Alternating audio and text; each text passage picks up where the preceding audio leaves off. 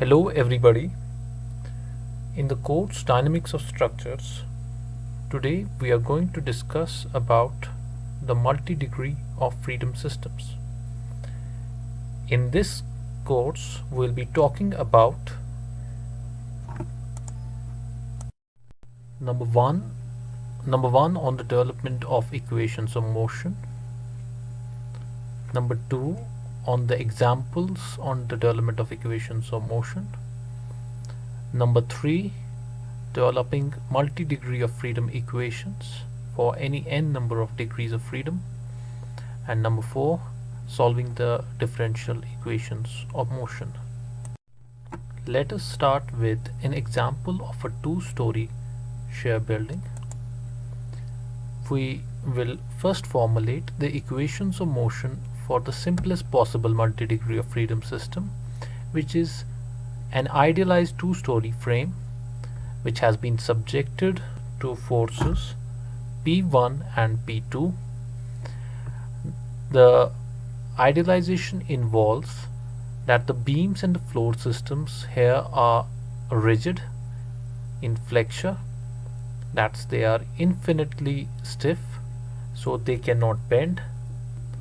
Number 2, the axial deformations of the beams and columns can be neglected. Moreover, the effect of axial force on the stiffness of the columns is also to be neglected. Thereby, in this simple two-story shear building, the shear building idealization, although it's unrealistic, is convenient for illustrating the equations of motion for a multi-degree of freedom system. Thereby, we can say here in this picture that the mass is concentrated or it's lumped at the story level, while as we can also say that it's idealized or concentrated at the floor level. Now this is quite appropriate for a multi-story building story, because the mass of the building mass is indeed at the floor levels. Around 80% of the mass of the structure is placed at the floor levels. What happens to the column mass, that we'll be discussing later on. For this for the B part of the figure that's given to you here, we can assume that a linear viscous damping mechanism is initiated within this structure. Thereby, there are two forces acting on this structure.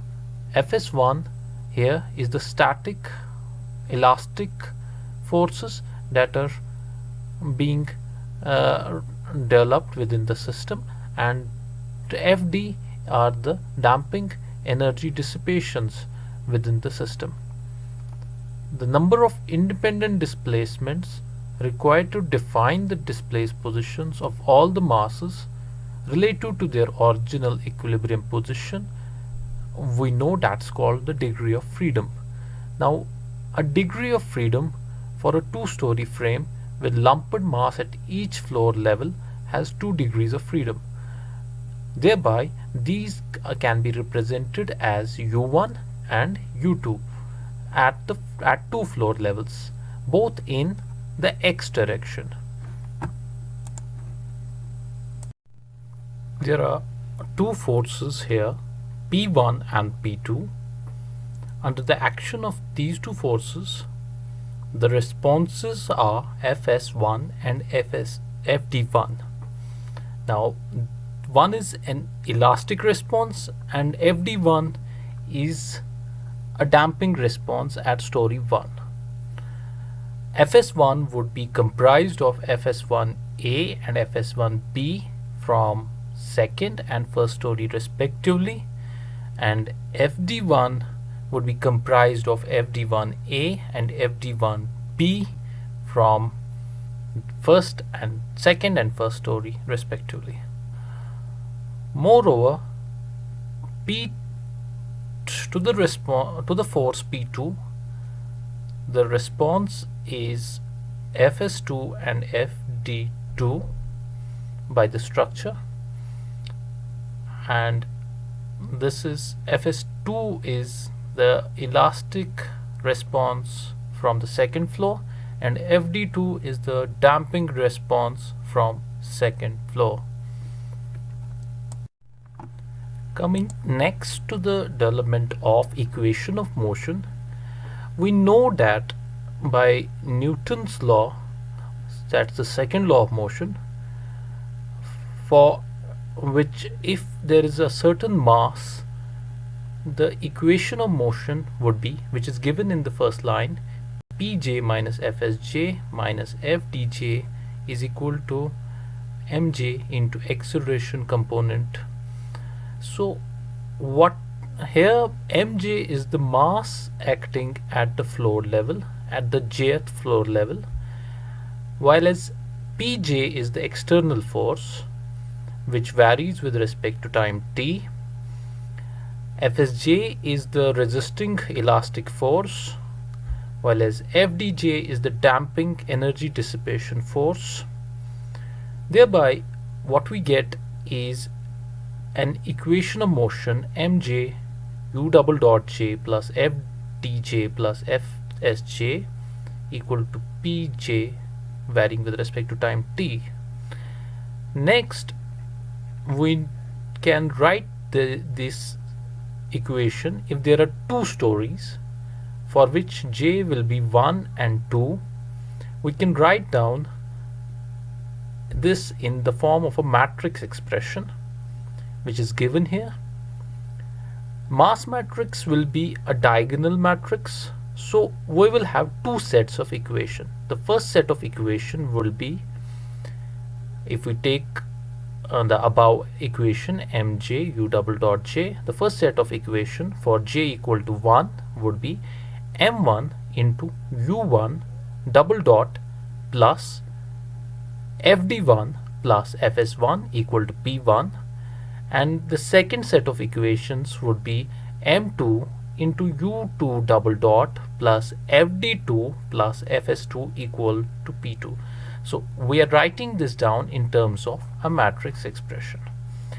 Now we can also write this down in terms of a simple expression which is mu double dot plus fd plus fs, which is equal to pt.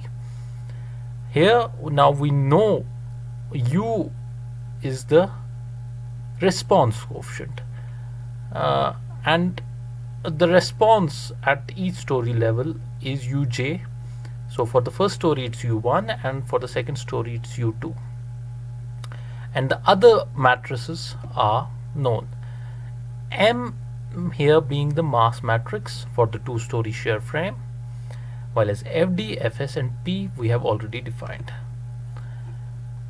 Then comes next, so next comes on the story deformations of drift.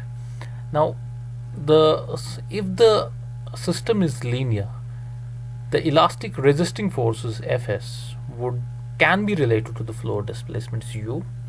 Thus we introduce the lateral stiffness Kj of the jth story, wherein Kj will be the lateral stiffness of the jth story. For example, if it's the first story, it will be K1. Thereby, if delta j is the story deformation or drift of the jth story, it will be equal to uj minus 1. Thereby,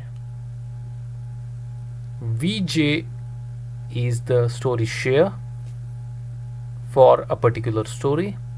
It will be equal to Kj into delta j from the condition that Fs is equal to K into U.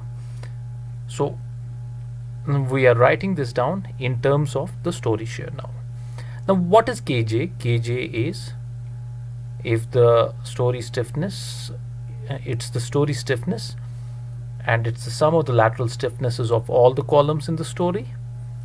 For a story of height h and a column with modulus E, the second moment of area IC, the lateral stiffness of a column with clamped ends, that's a simple degree of freedom system or a fixed end system, We can idealize the shear building to have a lateral stiffness of 12 EIC by H cube, the summation of 12 EIC by H cube. Now in the earlier figure, we had Fs1 which was equal to Fs1A plus Fs1B, as we saw in figure B that I showed you earlier. Thereby, with the story stiffness being defined, now we can relate these Fs1 and Fs2 to the lateral displacements u1 and u2. For the first flow, Fs1 is made up of two contributions, Fs1A and Fs1B. But for the second story, Fs2 will be the contribution only from the second story. Now, if we know that delta 1, that's the story deformation for the first floor, will be only u1. Why so? Because for the first floor, the effective displacement will be displacement at first floor level, that's u1, minus displacement at ground level, which is 0. Similarly, for the second floor, the displacement will be delta 2. Now the effective displacement is u2 minus u1. Now, so we have the force Fs2 equal to K2 into u2 minus u1. And similarly, Fs1 is the component Fs1A and Fs1B. Fs1A is K1 into u1 and Fs1B is K2 into u1 minus u2. Thereby, in the matrices form, now if we bring Fs1 and Fs2, we get a matrix given at the left bottom corner here in the slide. That is K1 plus K2 minus K2 minus K2 K2 into u1 u2. So in the matrices form, we can say that Fs is equal to Kq. Similarly, for the damping coefficients, if Vj is the story shear that is developed due to the damping effects to the velocity delta j dot associated with the story deformation, then we can say Vj is Cj into delta j dot. Now Cj here is the dampening coefficient, and we can relate these two in the similar fashion, wherein Fd1 is C1 u1 dot plus C2 u1 dot minus u2 dot, and Fd2 is C2 into u2 dot minus u1 dot. So in the matrices form, it could be written as Fd1 Fd2 is equal to C1 plus C2 minus C2 minus C2 C2 into u1 dot u2 dot. Now that we have the equation of motion for a double story shear frame, now we can do a question on or an example on the development of equation of motion. Herein, in this figure, is given a two-story shear frame which has a mass 2m at first story level and m at the second story level. The column stiffness at the first story level is 2EIC and at the second story level is EIC. The height of the columns or the story is h, and the responses that we assume would be u1 and u2 at the first and second story respectively. Now here is given a load P1 T varying with respect to time and P2 T at first and second story respectively. Thereby, the first thing is to determine K1. K1 would be the summation of the column stiffnesses at the first story level. We know that the column stiffness for a clamped end column is 12 EIC by h cube. Given that for the first story EIC is equal to 2 EIC for each column, thereby K1 would be 48 EIC by h cube. Then for column at the second story, K2 is similarly 24 EIC by h cube. Next is the development of mass matrix. We know that M1 is 2M and M2 is M. Thereby, we can write down the mass matrix in the form M is equal to M2001, wherein this is a diagonal matrix. Further, the development of K matrix would be K is equal to, what we have is K1, if we recall, it's K1 plus K2 minus K2 minus K2 and K2. Now K1 plus K2 at the top end of the matrix, top left end of the matrix is 48 EIC by h cube plus 24 EIC by h cube. And similarly for other values, the second value, which is K22, is minus K2. It's here K21 is minus K2, that's 24 EIC by h cube, and similarly it's minus 24 EIC by h cube. Then it's K2. Now we can write down this in the form of equation of motion M U double dot, wherein first we give the mass matrix, then U1 dot double dot U2 double dot plus K into U. Now K here is the stiffness matrix that we have obtained above into U1 plus U2 is equal to P1 P2. Here in this question there is no damping component considered, so thereby we had developed a equation of motion for a simple two-story shear frame. Now we can say that for a given two-story shear frame wherein loads P1 and P2 are acting, there are three components of resistance to the load P1 and P2. The resisting component, elastic resisting component, Fs1 and Fs2.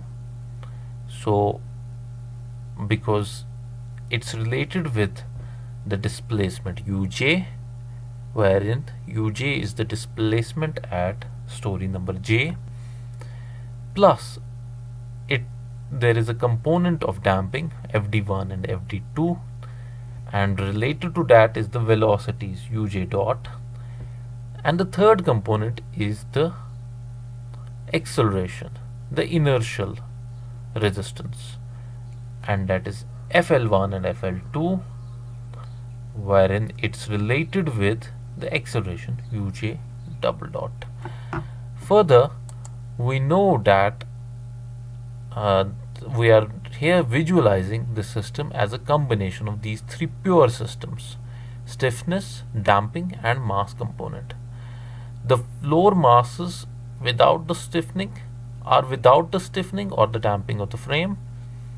For the mass component, the frame with its damping property but no stiffness for the damping component, and the frame without damping or mass for the stiffness component. Finally, we would be knowing the external forces, and if we knew the external forces, we can relate Fs plus Fd plus Fl would be equal to the applied forces Pt. In the development of the multi-degree of freedom equations, for n number of degrees of freedom, the question comes about discretization, the development of general multi-degree freedom equation, and further examples for the development of freedom equations. The first part is the discretization. Now, what is discretization? As the formulation of equation of motion for a shear building or a simple system is not suitable for complex structures, what we do is, for this purpose, we assume a more general approach. We define three types of forces: inertial, elastic, and damping, as we have studied earlier. But first we need to discretize the structure and define the degrees of freedom. Now, in a structure, as you can see in this figure, there are a number of degrees of freedom, but this is a discretized system. What do we mean by discretization? We mean we are reducing or removing or detaching some of the degrees of freedom from the system. Now, ideally, there would be 3 degrees of freedom for a plane frame system at each node, but here we are considering P1 and P2 as the translational degrees of freedom for the first and second story level or the floor level. Thereby we are assuming that the beams and the slab systems are rigid. Next, the rotations that are considered are P5, P4, P3, P8, P7, P6 at different nodes. Third one, it's considered that because there is no axial deformation of the columns, thereby the vertical translations at each nodes are neglected. Now, this is a discretized system. The displacements of the nodes have been reduced, and these can be considered for low-rise buildings. So we need not consider all the axial deformations in most of the buildings and axial deformations of columns for low-rise buildings. With these assumptions, a two-story two-bay frame will have now 8 degrees of freedom. This is the structural idealization we tend to illustrate a general approach for formulating equations of motion. The external dynamic forces now are applied at the nodes, and the external moments are zero in the most practical cases. So thereby we could further discretize the system into only known translations. Next comes the development of equation of motion for n number of degrees of freedom. Now, in this figure, one can say that there are in this figure we would say that we can relate the forces, the external forces, which are Fs, J.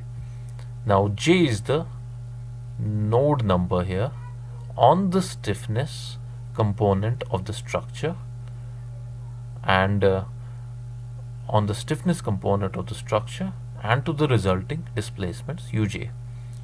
Now, if the system is linear, we could easily superposition use the concept of superposition and the concept of stiffness influence coefficients, and what we can do is that we have to apply a unit displacement along the degree of freedom J, now at each node. But while doing that, we have to hold the displacements at all other nodes at 0. So for example, if we are maintaining that at J equal to 1. At j equal to 1, which is the first node, if we apply a unit force u1 equal to 1, but all other j's, at all other j's, uj is equal to 0, then we get a number of elastic deformations at each node. Now what are those? The force Fsi at degree of freedom I associated with the displacement uj, where j is from 1 to n, is obtained by the superposition. Fsi is ki1 u1. Now what is I? I varies from 1 to 8 in this figure, and j varies from 1 to n. Now we know that if the force ki1, which is shown in the figure, are required to maintain the deflected shape for example u1 equal to 1 and all other uj equal to 0.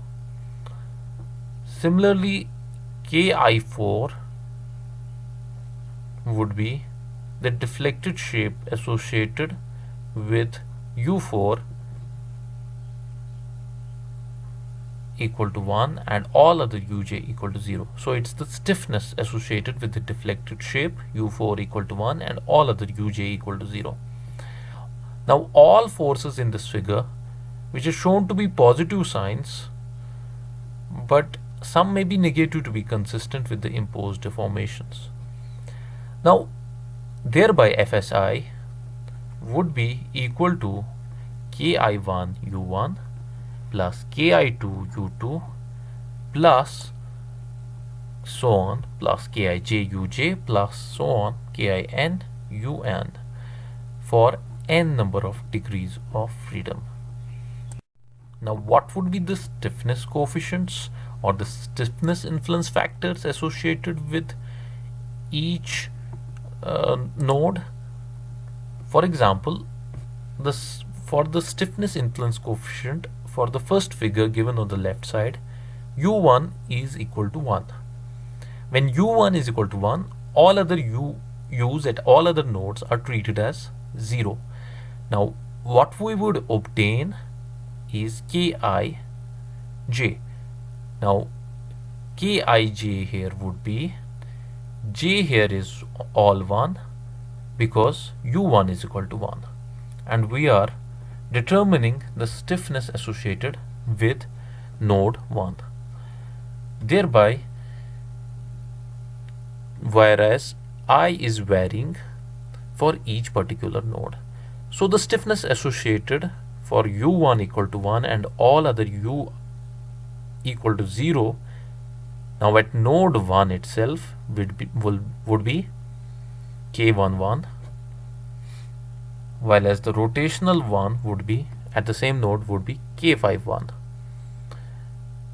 Similarly, at node 2 it would be k21, the translational one, and the rotational one would be k81, and we can get all other ones k41, k71, k61 and k31 associated with all other i's, and that means all other nodes. Similarly, in the right figure we have the stiffness influence coefficients for u4 equal to 1. Now here u4 is the rotational component u4 and all other uj's are equal to 0. Thereby the stiffness influence coefficient k44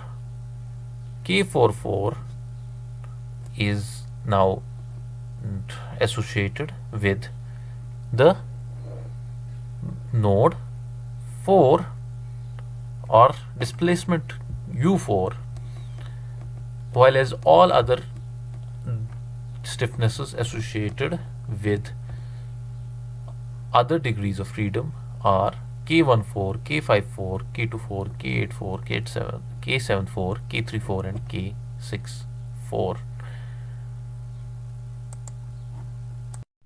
We can write down a complex set of equations into simpler forms if we again break this down into three components. The first component is the elastic component, elastic resisting component, and then we would be getting Fs1, that is the elastic force associated with the U1 would be a summation of K11, K all other ij's, where I is 1 and j's vary from 1 to n. So it would be Fs1 would be K11 plus into Ku1 plus K12 into U2 plus so on into K1j into Uj plus so on up till K1n into Un. Similarly, Fs2 would have associated K21 into U1, K22 into U2. So all j's here i's would be 2 associated with Fs2. Finally up till Fsn, where we can say it's equal to Kn1 plus into U1 plus Kn2 into U2, so on up till Kn into Un. Thereby we can write this down in the matrix form as we are seeing here, and it's Fs equal to Ku. Similarly, we can write down the damping coefficients associated with each displacement U1 up till Un, and we can write down the equation for that in terms of Fdi, which is Ci1 into U1 dot plus Ci2 U2 dot plus up till Cin Un dot. Now here all j's vary from 1 to n, and these Ci1 or Cij are the damping influence coefficients associated with the external force in the degree of freedom I, that's due to the unit velocity in any other degree of freedom j. Thereby we can also write this down in terms of matrices, and it's given here in the term of a matrix where Fd1 is C11 into U1 dot plus C12 into U2 dot up till C1n into Un dot, and likewise we have the matrix where Fd is equal to Cu dot, where C is the damping matrix of the structure. Now it's not practical to compute the coefficient Cij of the damping matrix directly from the dimensions of the structure. Therefore, damping for multi-degree of freedom system is generally specified by numerical values for the damping ratios, as for the single degree of freedom system, based on the experimental data for the similar structure. Now, there are various methods to construct the damping matrix from the known damping ratios, which we will be discussing later on. Now, we'll be talking about the inertial forces. Now, this is the third component, wherein we know that all the external forces, which are the inertial resisting forces, Flj, are acting on the mass component of the structure and thereby onto the acceleration, that's Uj double dot. Now, if we are applying a unit acceleration at any degree of freedom j, that while the acceleration in all the other degrees of freedom are kept 0, we can determine the mass influence coefficient Mij is the external force in the degree of freedom I due to the unit acceleration along degree of freedom j. Thereby we can compute Mij which being the external force in degree of freedom I due to unit acceleration along degree of freedom j. If we are knowing the force mi1, for example, where I is varying from 1 to 8, for j being equal to 1, associated with u1, we are required in the various, we are required to determine the inertial forces associated with u1 double dot, and that would be 1. But for all other uj double dot would be equal to 0. Why so? Because the inertial forces are directly acting onto the lumped mass here. We are considering the mass to be lumped here. Thereby, there are no other forces associated with from the uj components, which right. So if you are able to grasp me, it's not like in the case of the stiffness or the damping, where a particular portion of other mass of the other stiffness from the other nodes are contributing to the to the velocity and the displacement at that particular node. But for the mass is considered to be lumped at that particular node. So no other node or j is contributing to the inertial forces. Although we can write down it in the similar fashion as we have done earlier.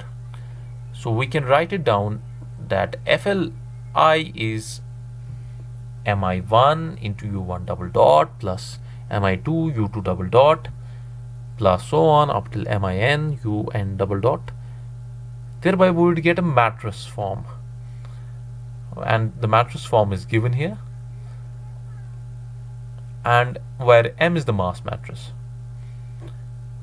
The property of the mass matrix here is that it is a symmetrical matrix, where Mij is equal to Mji.